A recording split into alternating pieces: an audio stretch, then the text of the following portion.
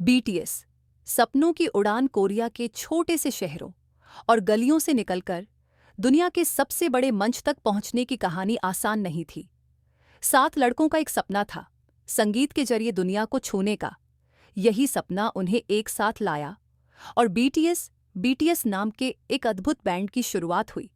लेकिन इस चमक दमक भरे सफर के पीछे संघर्ष, मेहनत और जुनून की एक लंबी कहानी छुपी है।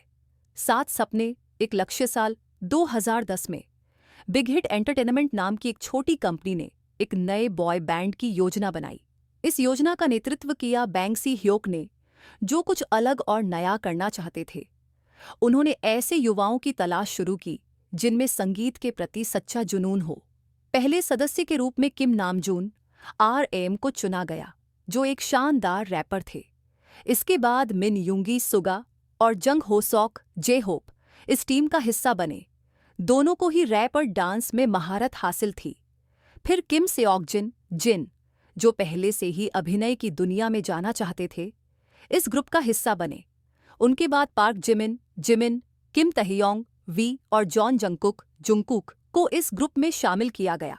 हर किसी की अपनी अलग कहानी थी, लेकिन एक चीज सब में समान थी: संघर्ष।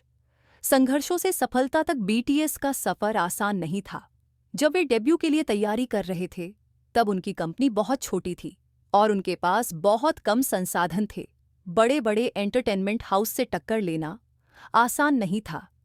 2013 में आखिरकार बीटीएस ने नो मोर ड्रीम गाने के साथ अपना डेब्यू किया।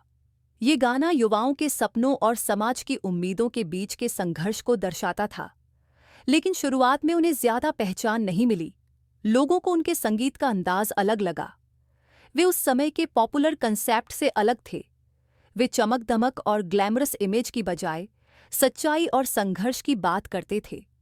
उनके गाने समाज में मौजूद दिक्कतों, मानसिक स्वास्थ्य, युवाओं के दबाव और आत्म प्रेम पर आधारित होते थे। धीरे धीरे उनके गानों और उनके ईमानदार संदेशों ने लोगों का दिल जीतना शुरू कर दिया। दुनिया पर छाने की शुरुआत 2015 में आई नीड यू और रन जैसे गानों ने उन्हें कोरियन म्यूजिक इंडस्ट्री में स्थापित कर दिया।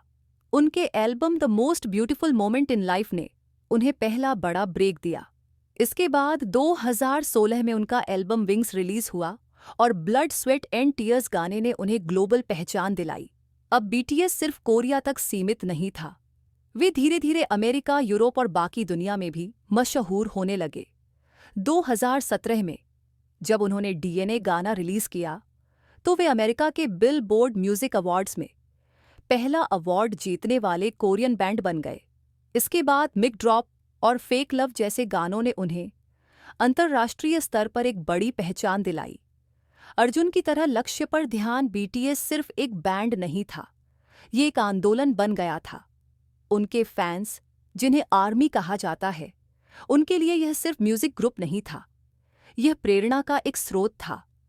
वे अपने गानों के जरिए प्यार, आत्मसम्मान और संघर्ष की कहानियां सुनाते रहे। उनके लव योरसेल्फ एल्बम सीरीज ने दुनिया भर के युवाओं को आत्म प्रेम और खुद को स्वीकार करने का संदेश दिया। 2020 में जब पूरी दुनिया कोविड-19 महामारी से जूझ रही थी, तब बीटीएस ने डायनामाइट गाने के जरिए उम्मीद की किरण जगाई। ये गाना बिलबोर्ड हॉट एक्सेक्स चार्ट में नंबर 1 पर पहुंचा, जो किसी कोरियन ग्रुप के लिए पहली बार हुआ था। इसके बाद बटर और परमिशन टू डांस जैसे गानों ने बीटीएस को और ऊंचाइयों तक पहुंचाया। बीटीएस की विरासत आज बीटीएस सिर्फ एक म्यूजिक ग्रुप नहीं, बल्कि एक सांस्कृतिक आइकन बन चुका है। उन्होंने यूनाइटेड नेशंस में स्पीच दी, जहां उन्होंने युवाओं को अपने सपनों पर भरोसा रखने और खुद से प्यार करने की प्रेरणा दी। उनकी सफलता सिर्फ उनकी टैलेंट की वजह से नहीं, बल्कि उनकी मेहनत, ईमानदारी और अपने फैंस के साथ गहरे रिश्ते की वजह से है। बीटीएस ने दिखाया कि अगर आप अपने सपनों को पाने के लिए मेहनत करते हैं, तो कोई भी बाधा आपको रोक नहीं सकती।